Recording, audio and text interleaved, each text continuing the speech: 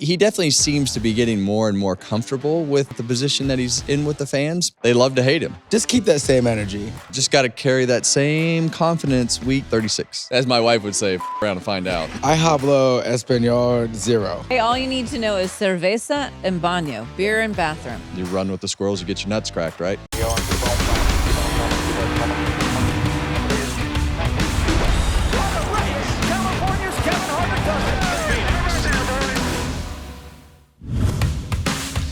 Welcome to Kevin Harvick's Happy Hour, presented by NASCAR on Fox. I'm Kevin Harvick. She's Kaitlyn Vincie, and he's Mamba Smith. And I'm also the most coordinated person on set. That is no. I've seen him throw. I've seen him throw baseball. There's no way. No, you don't think absolutely. I'm coordinated? Huh? You don't think I am?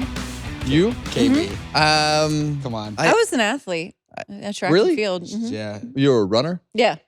What was your event? 800 meters 4x4 relay. Yeah. Okay. I did the mile some. All right. I said maybe I'm not coordinated. He thinks I'm probably a big klutz. Yeah. Clumsy. I mean, he was a wrestler. Is our clumsy so Kaitlyn? Oh, I mean- man. Clumsy Kaitlyn. I don't Oh, like you this really just nickname now is you're in sick. trouble. Now Hey, you're in trouble. guys, before we start, a very special happy birthday. That's right. Mamba's birthday Yes. today. Yeah. How old are you? Another year older. Hey, thanks, guys. 33. Oh, 33. Young pup. And I Man. look this good. I look good today, y'all. This is what 33, and you got a should look little of like. this in there. I know, but the ladies love that part. Yeah. Oh, Yeah. wow. It shows I don't know. wisdom and maturity. That's right. We've had this talk Wisdom before. and maturity. Yeah. Yeah. Mixture. Kevin's starting to copy my beard, though. I see you're starting to grow that thing It out is today. growing in a little bit. Is that intentional? I just really don't give a shit right now. I mean, Off- I mean, it's your show. To You be don't have to- perfectly honest, I just don't care. That's fair. I'm just if it's gray and I just don't feel like shaving it. So We like that. That's okay. I'm Well, here for it. hey, happy birthday. Hey, Hope you have thanks, fun guys. tonight and do something cool. Oh, we'll do something cool. Celebratories. Crazy. We've got a big show on tap today for everyone. We have to recap everything that happened in Michigan, preview the big race in Mexico. Bobby P is going to join the show, which is super exciting. And of course, you have your sips. We got sips. A bunch of closers were out at Ooh. Michigan. They were stopping me. Shout out to you guys. They wanted me to tell Love that. Kevin something. They were like, make sure you let Kevin know that our favorite part of the show is Mamba's social Saw sips. that. Oh, So yeah. I wanted to make sure I let you know that. Yeah, well, I mean, it's very evident that you're lying. And Look at but look it at is Instagram. that was, I mean, Michigan was a really successful place for us, and we've always been fortunate to have a lot of fans up there. So That's great. that was always a huge stomping ground for Ass kicks. well, Harvick fans, you know, you're saying? Harvick fans, Yeah. Ooh. ass kickings, Yeah. Harvick fans, Dude, whatever. I'm telling you guys, it was like 95% plus full. Like Really? when, Yes. Yeah, no, when they did the anthem and you looked up to the grandstands, it was a sea of That's people. amazing. It There was amazing. a good showing in all the races, I thought, throughout the course Truck of the race were good, weekend. My first race Yeah. there, I'll never forget it. We went up there at the end of 1999, went to the Michigan race to announce, and I'll never forget standing in the back of Earnhardt's pits and looking up at the stands, and it's just a wall of people because the grandstands at Michigan, High. they're steeper Yeah. Yeah. than most places and more on top of the racetrack. But it's a cool place to stand and watch. You don't even have to watch the race. You can just listen to the reaction of the fans. Those But people are rowdy. when it's packed, they are rowdy. Speaking of the reaction of the fans, let's dive right into this. Denny Hamlin winning, and he was greeted by a chorus of claps and boos, I would say, from that crowd. You already talked to him today. He loves it. Yeah, pretty masterful performance, though, there out It of that was. team. Are you talking about afterwards or during the race? After, when he got out of the car, I'm saying the boos well, and claps. theatrics. I asked him about that. I said, what? You seem so comfortable and you're having fun with it. He's like, look, I give them the first opportunity to show their reaction, and then I figure if they can flip me off and boo at me, then I can go right back at them. So he definitely seems to be getting more and more comfortable with the position that he's in with the fans. But I think they love to hate him.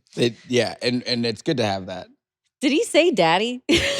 So I don't know what is You going. know? I don't know what he's going on I with didn't his pay word. attention. So when he goes out and they do the initial interview with Kim when Kuhn, he's with yep. Kim and he's on the start finish line, he goes, "Daddy, I beat your favorite. I beat your favorite. Sorry, I think beat he your said favorite daddy. driver." I think he did say daddy. I think he said daddy, I'm sorry, but Yeah, because I think his dad was the one that got frustrated with him talking about everybody when he says he thought it was disrespectful that or makes whatever he sense. said. That he didn't want him to say that anymore. But Yeah. I think he went right back into Went it. right We were back like, to it. "Daddy." I just honestly, DH, bro. just keep that same energy. Like if you're gonna do it, Don't I want waver. you to bring it every single time you go to victory lane. Be like, I beat your favorite driver because just keep that same energy. Just got to carry that same confidence week 36.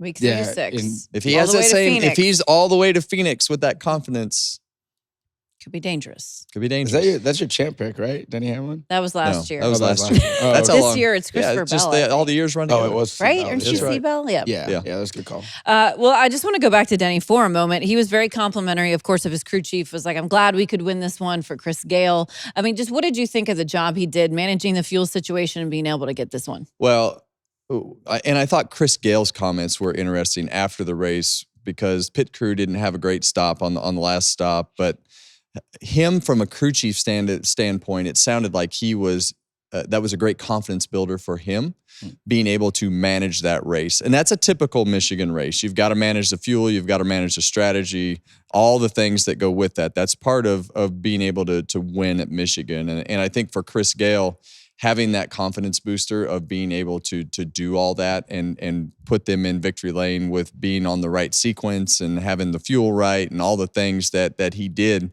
on that particular day. Huge confidence. We've seen him win it with pit crew. Now we've seen him win it with strategy. We've seen Denny just beat him. So the 11 car definitely starting to gather that momentum that they need. But we got to carry it all the way through. We have to get through the end of the summer with the same speed. We have to start the playoffs with the same speed, the same mentality.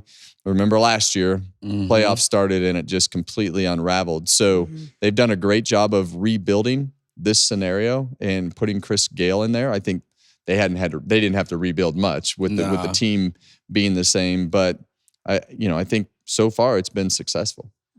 You said it about the fuel mileage and managing that. Like this race in Pocono, it's kind of a crew chief's kind of track because of strategy and making sure you're holding your driver back enough. When Denny was making his run through, and William was out front, right? And William talked about this in his post race. He's like, yeah, it's just kind of the nature of the beast at this place when you're doing doing fuel mileage race.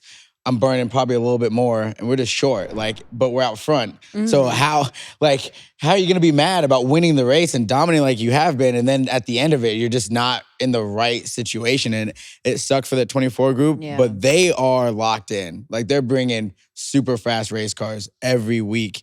And there's this pass for it that Denny made on the 24 right before he ran out of gas. So both those, it was a great race, great battle for the end. And you didn't know what was going to happen. Sorry. Yes, the interview with Denny Hamlin and Kevin Victory Lap is available now, by the way. But yeah, William Byron, his crew chief told him, Rudy Fugle, just run it. Like they have that win in the bank. So I think that was sort of the mentality for them. And sometimes being the fastest car is a detriment and not being able to do something different than the fastest car.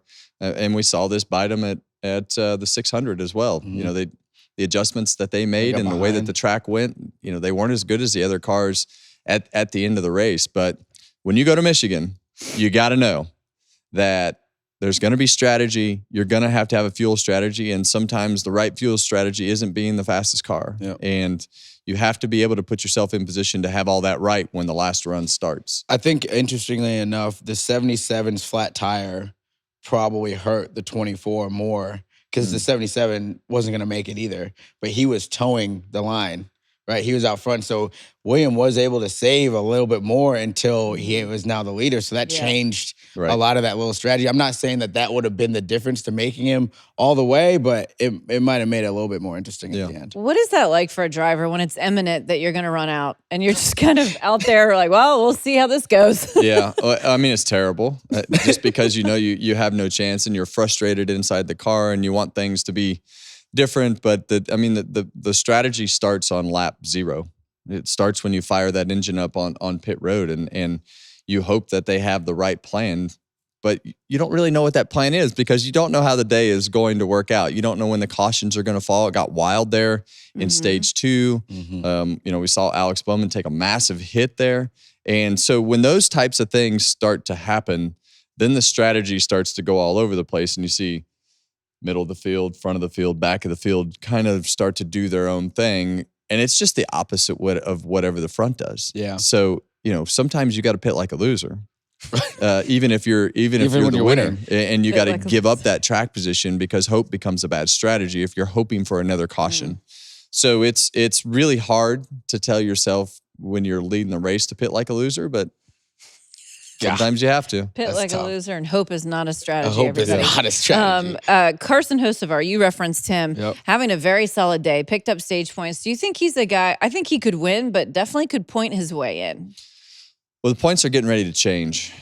You mark my words. 3 weeks from now, the points are getting ready to change just because of the road course season coming up. Squiggly season. As squiggly my boy season. Brad Perez, he calls it squiggly season. I love like that. that. And I just think that if we get 1 or 2 of these wild card winners that we, are throwing into the possibilities of being able to win with an SVG or AJ Allmendinger, or Suarez, honestly. Suarez, you just don't know how these road courses, especially a new road course in Mexico City and a street course that's, it might be laid out the same, but it's not going to, it's treacherous. It could bite you at any moment. It could rain. There's so many things that could possibly go wrong. So I don't know. I think that bubble is great to look at, but I think that bubble could be 2 spots higher in the guys that have points, which is like 40 some points. 41 Briscoe, 20 Buescher, 13 Bowman. Yeah. So, the bubble could be, where Briscoe sits currently. So I don't know. I think it's, you talk about pointing your way in. I think Hocevar is scoring stage points. I think he's fast enough to win. I think he's fast enough to score those stage points consistently. He's just a new player. And the way that he handled the Stenhouse thing this week, it seems like there wasn't really any animosity there. They talked through it. They were pitted neck. They were garage stalls. They were in the same one together. I'm just saying it doesn't seem like there's any lingering effects from them. So the politics of the internal dealings with situation like that seem to be getting corrected a little better each time. So I think he's progressing and he still has the speed. Yeah. No, he can definitely win a race. They've been super aggressive, and I think they have confidence as a group and as an organization that they can go off and win races. Someone else that had a good day and needed it was Ty Gibbs. Yes. Ty had a super good day. I was able to chat with Ty at the NASCAR Experience. I interviewed him beforehand. I talked to Cheddar, his car chief on pit road, and they just had a lot of confidence this weekend. They just felt like they had a good car, and Ty was frustrated too that he couldn't go and be the attacker. Like, you want to be attacky, you don't want to be on defense. Yeah. But he understood that he had to do what he had to do, but he can get it done on a road course too. Like the Team Penske thing with them having 4 solid guys that they can rely on. The JGR team has the exact same thing. There's 4, and now the 19 is starting to show speed, at least, obviously in qualifying. They're really quick. So if they can just translate that into some race trim. You look at the 19 and the 54. If they can translate the solid finishes or the qualifying efforts, the poles and things like that into just one win. Yep. And you get 3 of the 4 that are in the mix and on solid footing. That's a huge step for Joe Gibbs Racing if the 54 or the 19 get to victory lane. So, when I look at, I don't think the Penske guys, they've typically not been that good on the road courses. I don't look for them to make any noise, on the road courses. The guy that really stuck out this weekend from a Ford standpoint was the 17 car of Chris Buescher. Ooh, he had big smoke. He had big smoke, and he was really good. Priest had a great finish. Keselowski was up there. So the Fords were there, just didn't get back to victory lane. Yeah, you mentioned Chris Buescher won a stage, ended up runner-up. He seemed pretty dejected there at the end. You just sense the disappointment, obviously. Yeah. But they're doing a lot of things right as of late. I get his disappointment. When you have a car like that and you don't capitalize on it, you don't get those very often.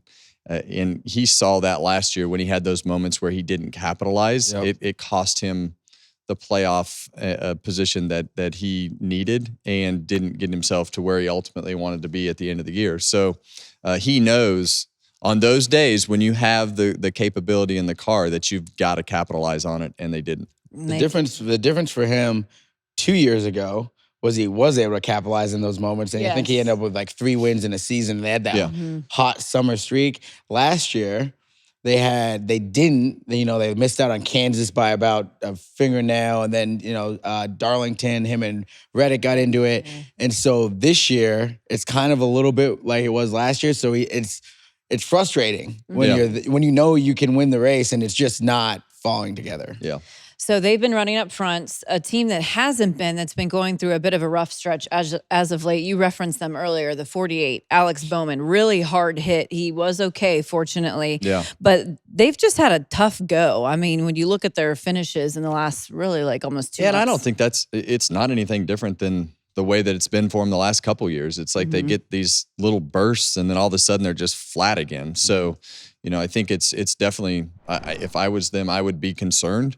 Because you get yourself in these wrecks by being around those cars, and you run with the squirrels, you get your nuts cracked, right? Oh, that sounds like something really LaJoy would say. Yeah, that's where I heard it. Nut crack.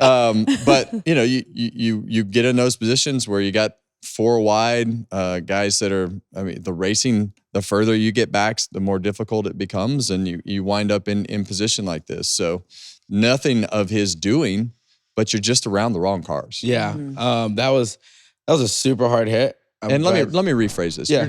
You're in the wrong part of the pack. It could be the cars up racing in the front next week that are in the back of the pack like that. It's just the back of the pack. No matter which cars there are, it's just difficult. 25th back is a hornet's nest. It's not fun doing that because everyone is trying to get that little bit because that little bit might help get 2 more in the next lap. And that situation right there, obviously I think that it was Cindric and Custer kind of got together and then he just got shot out of a cannon straight into the fence. And the fact that he was able to do his interview right after the infield care center that was a massive hit. And he's taken a lot of hits, Kevin. And he said it was the biggest hit he's ever taken in a stock car. And he said that last year at Indy too. Yeah. And he hit a ton. So I hope.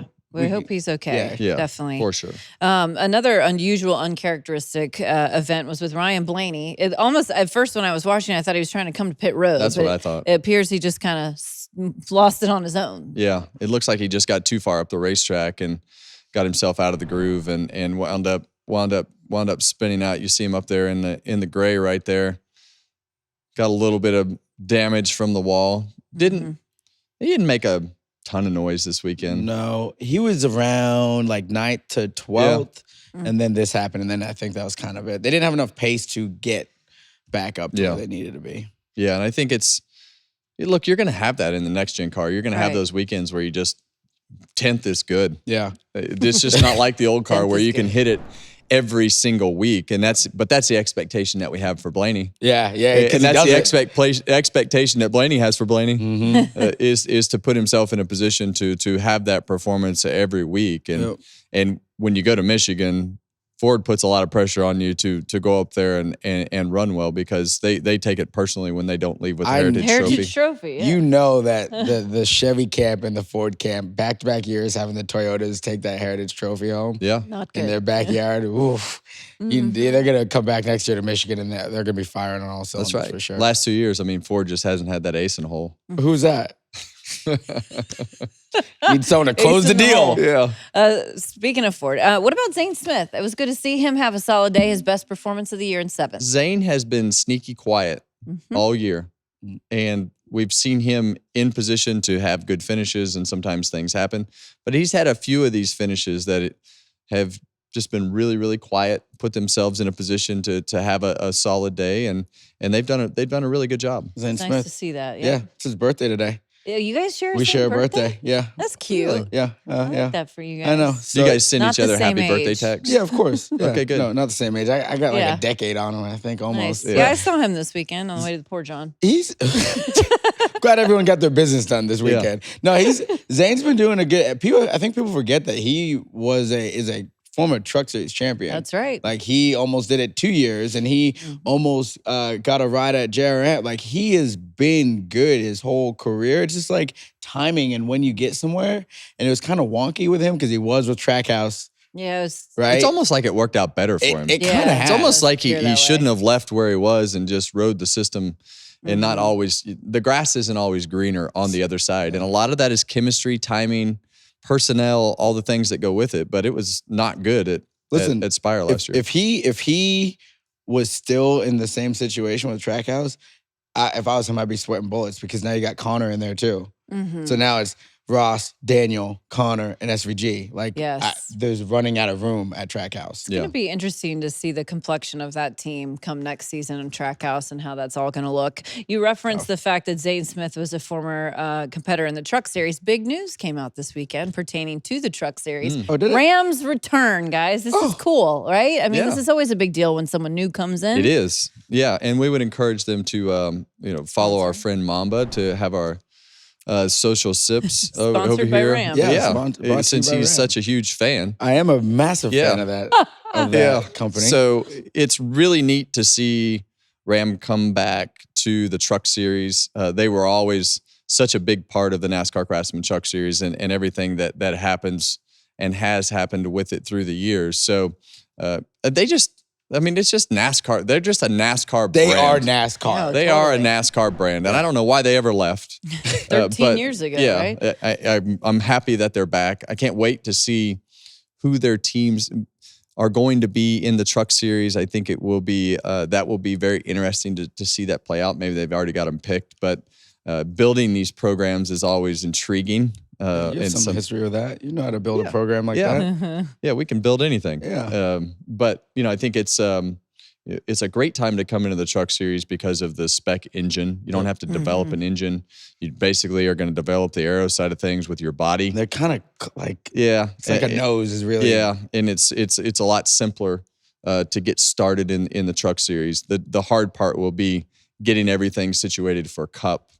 And the timing of is that 27? Is that 28? Yeah. What is that timing? But to have them back in the Cup Series is going to make it better for the Toyota, Chevy, and Ford teams because those manufacturers are going to have to lose some people, and they're going to have to either keep spending the same money with less teams or spend a little bit more money. So. Yeah. As a team owner in the past, when more manufacturers compete, the better it is for the team because you get more funding, which means you can sell the sponsorship for less. Yeah, there you go. That's the whole everything gets easier. Stellantis has so many different brands, that they can go a lot of different ways, and everyone is assuming that it's going to be the Dodge brand that would be in the Cup and Xfinity Series, but maybe it's not. Maybe they want to use an Alfa Romeo or something else. You never know. And I think all that is super intriguing. It is. It's exciting. It should be exciting for everybody. It took a long time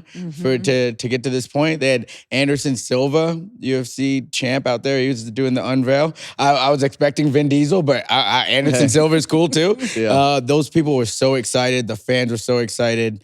It's a good time to be in NASCAR. And if anyone else wants to come and join us, that's right. come on with it. And Ram, I expect to be hearing from you guys about this Mamba Social Sips. One more plug to try and get Ram on the show. Yeah, we look forward to seeing where Ram will align as far as those truck teams go. Yep. So one of the other series that raced this weekend was ARCA. Butterbean, once again, got the win, his third win of the year. Just love this story. He's a dog. What he represents to short track racers across America. Always cool to see him win. Yeah, Butterbean is just a great person. Had the success to go out on the racetrack and in the Cars Tour and get himself this opportunity next. And he's going out on the racetrack and doing the exact same thing, and that's winning races. That's right. So, to be able to beat Corey Heim from a driver's standpoint, it has to give you great confidence to be able to go out and do that. So that also sends the message to the rest of the teams that Corey Heim didn't just show up and things changed. Butterbean still won. So that is, for the perception for him is great as well. So couldn't happen to a better guy. I mean, Brendan is a great dude and goes out on the racetrack and gets it done. Love Butterbean. That team, that 28 team. Most of those guys were with me at MDM Motorsports when we had our ARCA team. You got Shane Huffman is kind of leading that group. Steve-O is over there. Aaron Hodges, Dylan Teasley. Like there's some really good guys that have been just at that level for a long time and are really good at building these race cars. And he couldn't be with a better group of guys. I love those guys so much. You make a great point because I interviewed him this weekend. He referenced that fact, just how solid his team is, just racers like himself. He said they do bonfires together. They're always going golfing. Apparently Butterbean's not a good golfer, but he said that's really strengthened their unit, is spending that much time together off the track. So it certainly is showing for them. Okay, guys, this is interesting because we're going to another country this weekend.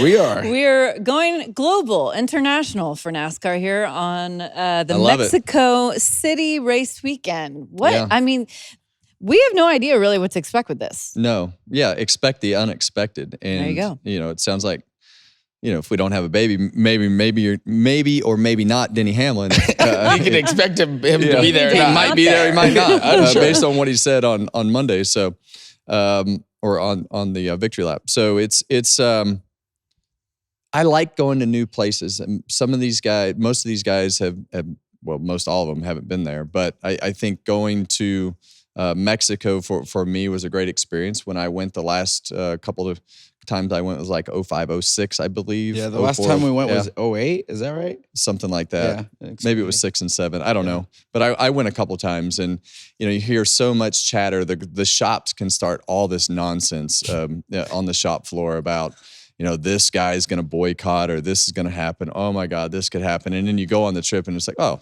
that was no big deal. Yeah. Typically NASCAR and, everybody has this organized pretty thoroughly. And, I think that the hardest part is getting everything from Michigan. Thank God it didn't rain down to Mexico City. So they've typically got this stuff pretty buttoned up, and it'll be a good experience for the competitors. I got a 50+ page email. I bet. With the travel and everybody. Are you going? Yeah. I'm going out. I'm really excited. You speak Spanish?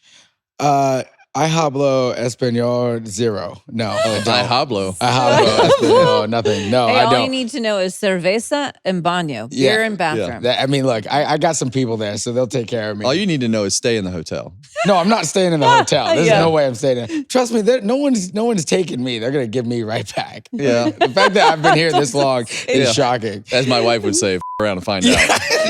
Yeah. So I'm gonna stay where all the peeps are. We're gonna have a really good time.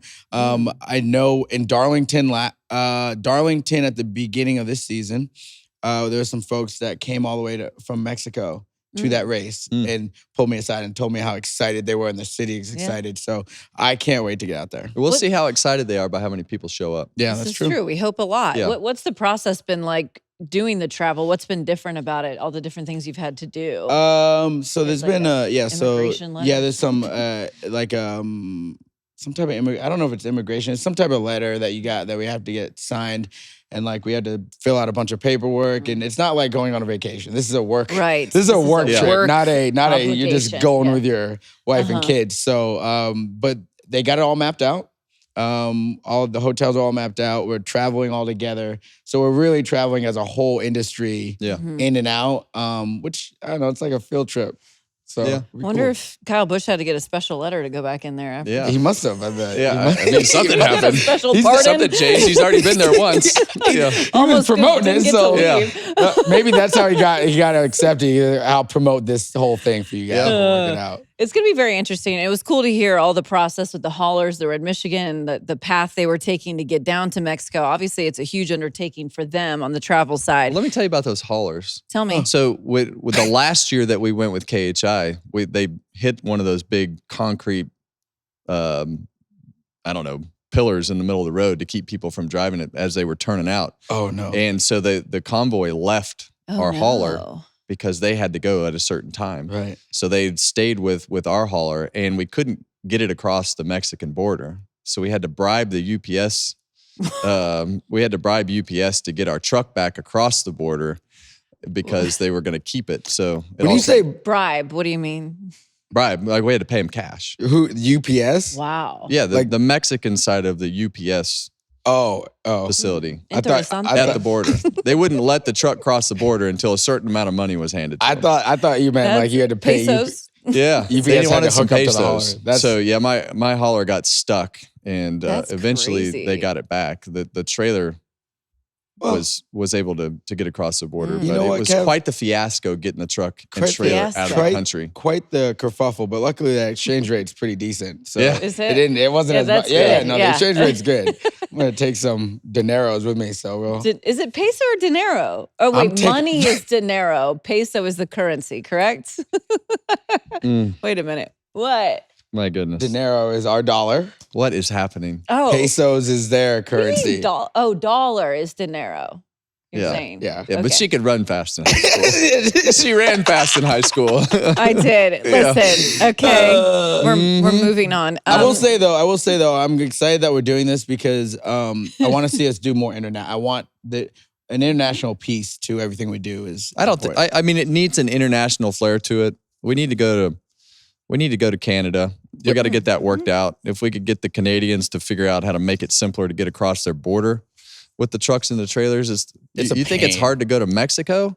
Why is it harder to go to Canada? But it is. We're like cousins. Okay. Yeah. So he has a vote of favor for a Canadian race. Where else would you like to see? If we took like one of the exhibition races, Are you going to say Australia? you know I'm saying Do it. Australia because it's our winter time. It's their summertime. It'd be a great What reason about to go. Brazil? I just Brazil, was there. That would actually be pretty Brazil cool. makes a lot of sense because we got the NASCAR Brazil series. I was amazed So how that'd many be really NASCAR cool. people I saw in Brazil. When I I'm was thinking there. that we should just go to Hickory. We're gonna do that anyway. You So said. let's do it. Well, the Dun committee had it on the list. It was like The third Dun thing committee. on the Dun list. committee. There we go. Let's First done well, mention. I think we need to be cautious about getting too far away before taking care of our own That's fair. stuff. Let's just stay in North America for now. Okay, North America. That's Yeah. great. KV, you know that's North America. I you know, know that what Canada- that Yes. is. Okay. Just because I didn't know dinero meant You know, dollar. Alaska is not its own country, right? I do know that as well. Just So, checking. final question Belongs to for America, you guys not as Canada. it pertains to this Mexico conversation. Is there more pressure on Daniel Suarez? Absolutely. All right. Well, It has to be. Most. When I went there and Adrian Fernandez was there, I mean, it was a whole country whistling, screaming, and he was this just rock star that was there racing. I would assume that's maybe not to that level for Suarez, but probably pretty high level Yeah. of popularity in the city this week. So I would assume that there's a lot of pressure to be able to go down there and perform. And I would think that he's going to put that pressure on himself. I'm sure. Yeah. And I hope he doesn't put it. Pressure is a privilege, as Joey Logano likes to say, but I hope it's in the right places, and I hope the car that they bring runs well so he can put it all on the racetrack. Yeah. I don't, you never want anyone to struggle, but especially here, it just means a whole lot Yeah. to a whole lot of people, and I'd love to see him be able to put a really good run together. Whether he wins or not, that's neither here nor there, but just be in contention and run up front, I think is a big Yeah. Yeah, having a deal. fair shot. Yeah, We'll have to see how everything unfolds out in Mexico for this big international race. So safe travels to you going out there with your dinero. Stay in the hotel. Stay in the hotel. One of the other big stories that happened last week was the fact that NASCAR won the key appeal in the antitrust lawsuit filed by 2311. Of course, we need to bring in our NASCAR insider, Bob Pockrass, of course, for some insight into this story. What does all this mean, Bob? Well, it means that 2311 and Front Row Motorsports could be racing as open teams as early as Atlanta. Not sure that it will come that early, but remember back in December, the teams were like, hey, there's a clause in the charter agreement that says we won't sue NASCAR. So they asked the judge to force NASCAR to let them sign the charter agreement, but waive that clause that they won't sue because they want to obviously continue with the lawsuit. The U.S. Court of Appeals last week said there's no basis in antitrust law to say that this clause is illegal. And so they kind of tossed out the injunction.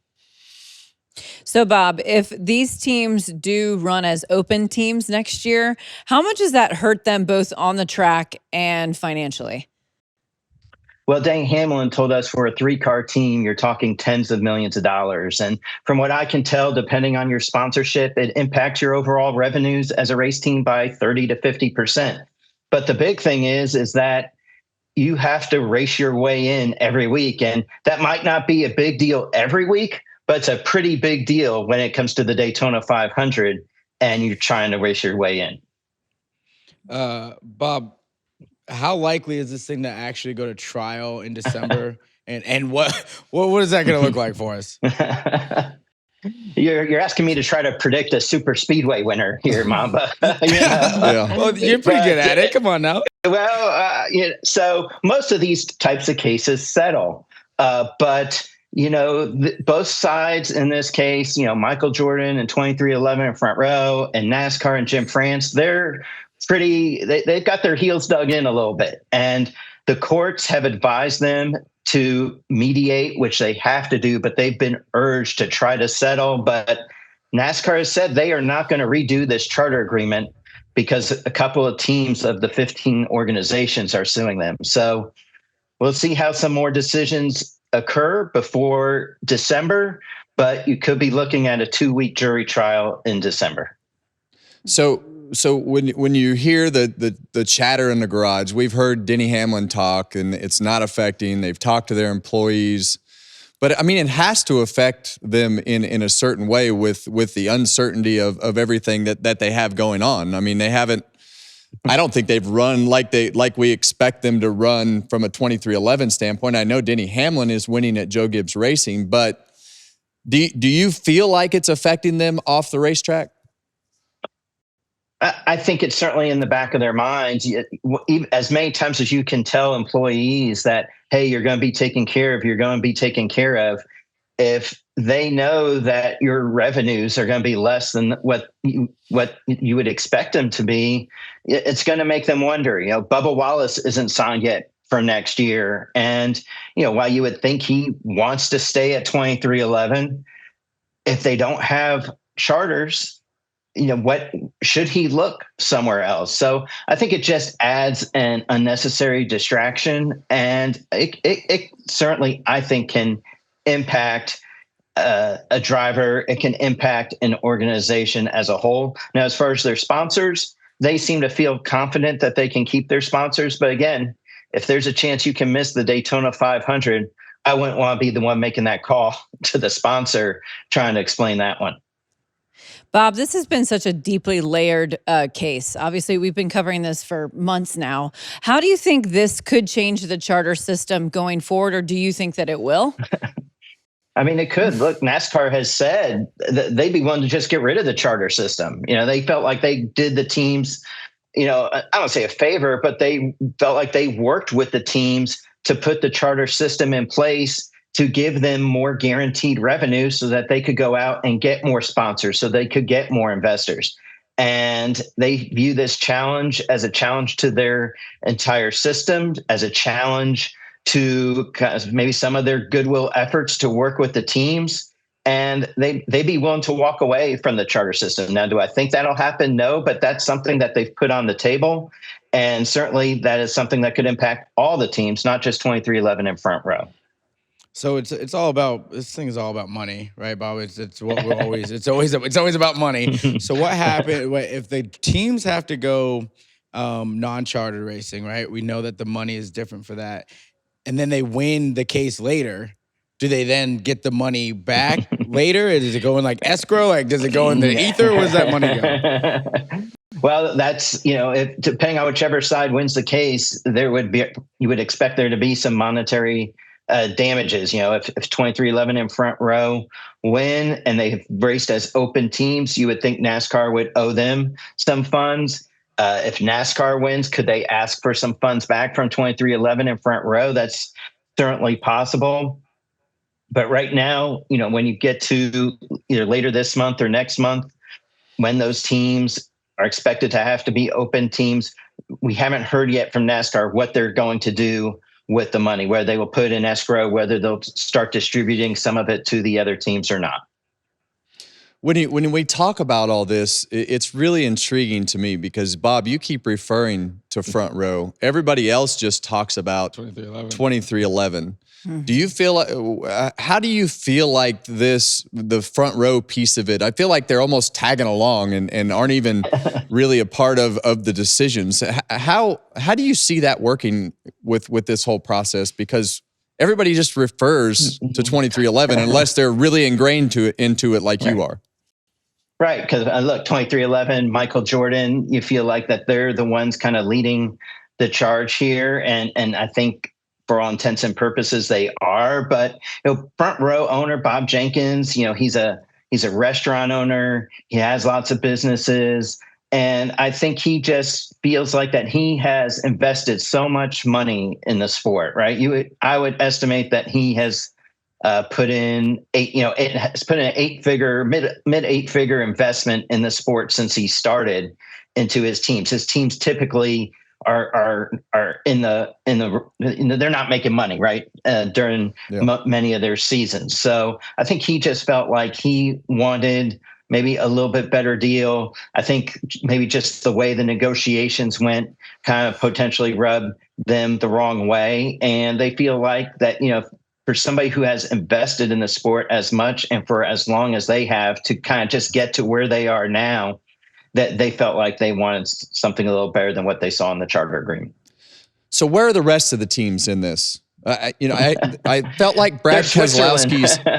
Yeah, but they are Switzerland. But I thought that Brad's comments in the media center this weekend were somewhat intriguing when he answered that question.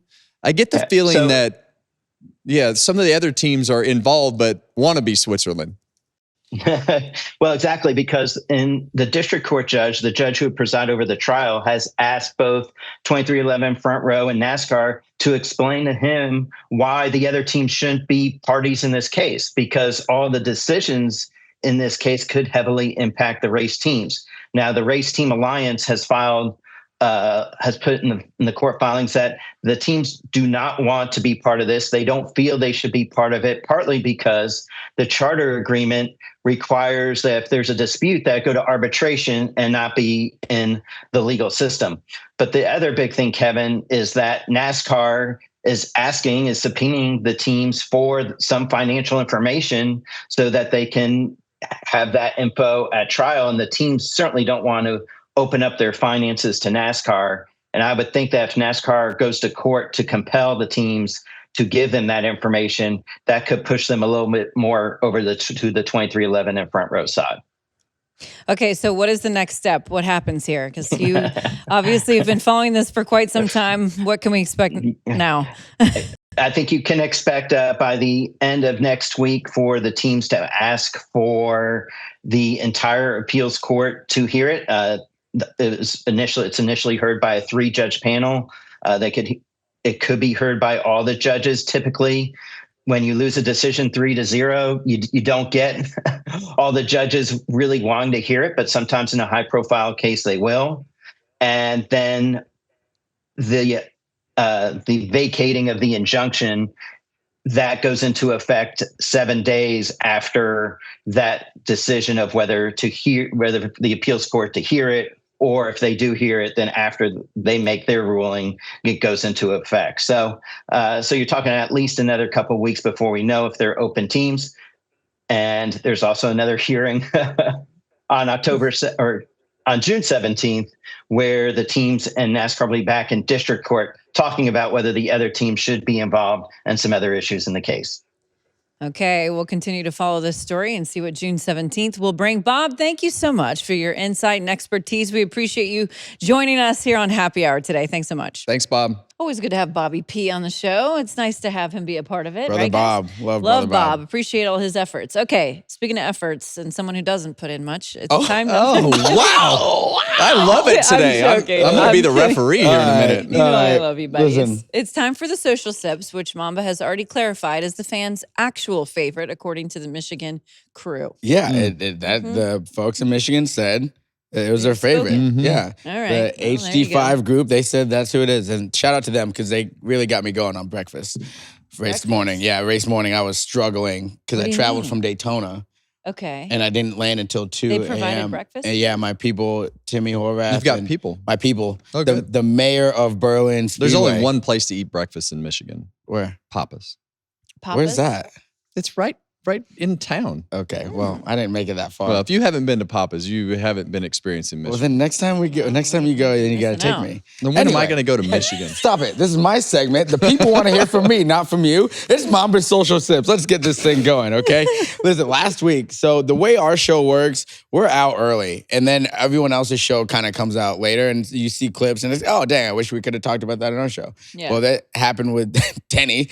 Denny stumbled over an interesting word. He was trying to describe another driver. Let's run the tip. I didn't see that he ricked Recky. It was at this moment that he knew. He f***ed up. No, I said that wrong.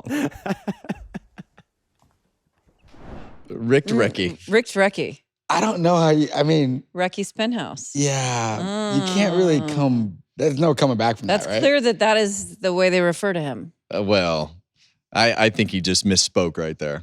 Oh, you're a nice guy. I do. Yeah. I think he misspoke. I Are mean, they he friends, said he did. though? It was funny, though, It was regardless. hilarious. They were friends, I thought. And also, I don't know how people can call Ricky anything like that. He's a 2-time Xfinity champion, Daytona 500 champion. Like, give this man some. We need to be done with that moniker. Yeah. Anyway, easy, Denny. You get those word Denny slippage fell out in of there. the seat after that. Fell out Word after salad. that. Is that what we would Word call salad, it? yeah. Word salad. salad. Yeah. There you go. This week, Red Bull and Connor Zilic, they had a big shoot. I think it was over, I don't know, it was overseas somewhere. And it was on this massive airfield. They were doing donuts with all the different cars they had. Connor and Max Verstappen had a little chat on the tape. What's up, man? How are you? Yeah, good to see you. You ready? I think so. You want to get in? Good to see you, man. Love to That do would be it. neat, yeah. There's a hot rumor that he's going to quit at the end of the year. What? Verstappen. Really? Yeah. Really? Yeah. For what reasoning? Yeah, probably because he can't decide what to do with all his money. Well, yeah, when you're making about $70 million a year, yeah. it's kind of tough. Do you think that he would ever come over, with us rednecks over here and race? I don't know. I mean, it's so strange because of listening to some of the comments and things that he would react to, and all the best driver in the world comments would get thrown at him and things like that. I mean, he's gotten pretty polished at the whole political side of how to answer things. So I don't know. I mean, we've seen him run some of the other little races that he's done in the past. Stuff. Yeah. So I think that I think that if he's not doing F1, I think it becomes a lot easier to open those doors. Yeah. That'd be really neat. and with Red Bull involved, I would say that door for that to happen Could is be probably open. way more open with Project 91 than it ever has It's been. definitely propped open. Yeah, he said that he wants to race till 2028, which is in F1 for sure. So that's not that far from now. Yeah. And he's young. And I'd love to see it. I Because would we can too. put all the conversations to rest. And the collision between NASCAR and F1 That would be very cool. be must-see TV. We're going to stay over across the pond. NASCAR Euro Series was racing this weekend. Yeah. I love that group. They're just a bunch of hard-nosed racers. And Canada and Brazil and Mexico, they're all like that. They're all like grassroots, and they're trying to grind their way up like car store people. And I love that. And so Thomas Dombrowski, I think I got it right. Okay. He wrecks hard, and he flips. This car yard sales. There's a video of his in-car and more pictures of it. And they work, guys, 11 hours straight through the night to get this car back on track. And I just think that that's really cool and a testament to, how much people, look at this. That thing is going for a ride. No, a ride. 11 hours, you said. 11 hours. And they straight raced through the that car night. And they again. raced the same car. How'd it do? Do you know? I'm not sure, but the fact that it ran at all is good enough. They were in the That's race. a win. Look at it. So, They made it back. Yeah, so that's really cool. A for And effort. Definitely A for effort. And you didn't make a word salad out of his name. A word what? Word salad. salad. Oh yeah, no, I didn't. Yeah. I didn't do that. Yeah. It's okay. If you had made another one, I would have suggested you run for vice president. Listen, Golly. Moving on. If you want to leave a voicemail, do it at 805-317-4175. And obviously, Harvick Happy Hour 4 for the mailbag at gmail.com. Don't forget. There you go. There's America's favorite segment in the books. Well, let's not go that Listen, far. if you're hearing it, that means people are saying it. That's true. Mm-hmm. Okay. Well done, Mamba. Thanks. Great job. 33rd birthday. You nailed it. It's All your right, birthday, so guys. we can't be too mean. Yeah, exactly. Oh, well, don't worry. It'll come around. Yeah. Gambling problem? Call 1-800-GAMBLER. In New York, call 877-8-HOPE-NY or text HOPE-NY 467-369. In Connecticut, help is available for problem gambling. Call 888-789-7777 or visit ccpg.org. Please play responsibly. On behalf of Boot Hill Casino and Resort, Kansas, 21 plus age and eligibility varies by jurisdiction. Void in Ontario, new customers only. Bonus bets expire 168 hours after issuance. For additional terms and responsible gambling resources, see dkng.co/audio. NASCAR is not responsible for this promotion and used under license. Okay, Kevin, before we get into our picks for this week out in Mexico City, let's take a look at the best bet of the weekend, courtesy of DraftKings. Yeah, Denny Hamlin, plus 550 last week. So It's not bad. Not bad. Middle of the road. Not ton of money. like a super big upset, I guess you could say. Yeah. You know what I want to see DraftKings do? I think it would be really cool if you could pick a crew chief, a driver, and then pick crew members and do like a fantasy draft. That'd be fire. But what would how would you rank the crew chief? Off a strategy. How good is the strategy? I don't know that you could do that. We could figure it out. I know. I'd like to see this show have DraftKings come up with a fantasy league where the fans could play against us. There you go. That'd be cool. Everybody just in one big league. I like that idea. What do you think? Sure, we can make I'm that here happen. for it. You'd still suck. That's what I think. Yeah. Listen, but we're gonna anyway, talk- you can take the Anyway. checkered flag with DraftKings Sportsbook. Download the DraftKings Sportsbook app and use code Harvick. That's code Harvick for new customers to get $300 in bonus bets. If your bet wins, when you bet just $5. Only on DraftKings, the crown is yours. There you have it. Crown was Denny Hamlin's over the weekend Yes, it in was. Michigan. So he did a burnout. I think he ran out of gas. But what do we think of this one here for the old 11? A little below average. Below average. Yeah, honestly, Yeah, not a lot of smoke. Hmm. Just straight. But they can't all be good, and sometimes it just depends on how the tires burn. Now his banter with the crowd is always good. This is true. But yeah. burnout, He does a little extra theatric. it didn't make me want to say Yahoo. I want to throw my glasses at you so bad. Why? Because your dad joke. That's such a dad joke. I love it. My dad would say something like that. This week was interesting because he did get a lot of cheers. Yeah, He did. He got I he know. got booed at driver intros. He got cheers when he got out, and then he did the OHIO thing, and that just really sent everyone through the roof. Then they booed him. Yeah, in Michigan. So he they're had him not- again, and then ran And him he off. lost. Yeah, The fans can't decide where they stand on Denny Hamlin. That's they, okay. They love to hate. hate him, and that's a Love good hate. thing. You need that guy. Yeah. Okay. We have a couple of them. Yes. Yes, we do. For sure. All right. The point standings continue to not have much movement. Kevin is still the lead dog in the house. 67. but what happened? You've made up a little ground to me, which totally blows because I had William Byron, which I thought I was poised to actually pick up some decent points. Yeah. You thought you were going to win. I thought I was going to win, but Yeah. didn't. You had Logano and you had Priest. So, So well who done. got points this week? You did. Oh, I got points this because week. you're now at 36. to Must my not have got 30. many. Nope, but I got some. Listen, America, this is the thing about this points deal, okay? I told him when we bet on the same guy about a month or two back, it was going to change some of my luck.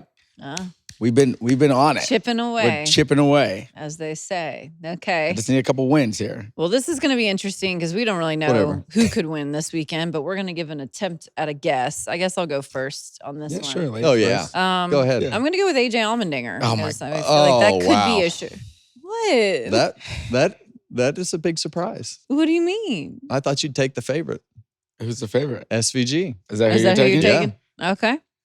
Who are you going to take? Well, I was going to take AJ. That's fine. We But can no. go ahead. No, that's not. That's Yeah, not. No. I'd Nope. prefer you staying last anyway. Nope. You know what? Because I just feel like there's some magic in the air, Oh, and he needs it anyway. Magic I'm Man. going with the hometown boy. Just give me Oh, Daniel Suarez. 'cause okay. Why Going with not? the home cooking. The home cooking. He goes with a I don't good think that's a bad story. choice. I mean, if his car is up to snuff this week, I mean, he's capable of putting up a good show, a good fight for it. on a road course. Listen, Ross is turned into a good little road course racer. SVG is there. Connor is there. What about they mine? have. You guys think mine's a bad choice? No, AJ's Okay. he's Okay. the winningest I think that's a driver in great choice as NASCAR well. history on road courses. All right. Who's the? If we had to pick a fourth, who's the upset? Who's the upset this week? I want Kyle to say. Larson. Well, that's not. I want to say Chase Elliott, but I also. He used to be. I really good on think them. it's upset would be Chase Briscoe. Chase Briscoe. I think Oh, that'd yeah. be up. Sleeper. Yeah. We'll call it Sleeper. sleeper. Yeah. Yeah, I'll he's write that sneaky good down at as road well, courses. just in case maybe we Sleeper. can get a bonus point or something. Yeah. Oh, wow, thanks. You're gonna need them. Bonus. Just wait till I start winning. The only reason why you're in front is because you had a stretch where you won like 4 out of 5 weeks. front is because you won. Well, that is what I said. Yeah. I'm being Yeah. asked to confirm. Great you're picking argument. SVG, That's the whole Kevin. point. Are you? Huh? I'm being asked to confirm you are picking SVG. Yeah. That is his selection. That's my Yes. confirmation. Shane Van Gisbergen is Shane the Van guy. Gisbergen. It's hard to say that All on right. stage. Well, guys, this has been really fun, and I know you have more fun in store on Thursday. Who's your guest? My guest is Ron Hornaday Jr. I thought it would be fun to bring Hornaday on and tell some of those old stories and should be a fun time to listen. Yeah, that'll be really cool. Yeah, I'm upset that I wasn't here for that to bring my Ron Hornaday Jr. diecast. Which one do you have? The 16 Napa truck. Oh, you got the The old OG. school No, one. the That's cool. OG one. So I need to get him to sign that for me. Don't miss that on Thursday. Kevin and Ron Hornaday Jr. Thanks so much for joining us here on this episode of Happy Hour. We encourage all the closers to keep subscribing on YouTube, wherever you get your podcast. Leave us a review. Leave 5 stars as well. We always appreciate it. Safe travels to Mexico, birthday luck. boy. Don't forget the pesos. Dinero. And we'll see you all Bring your after dinero. Mexico City.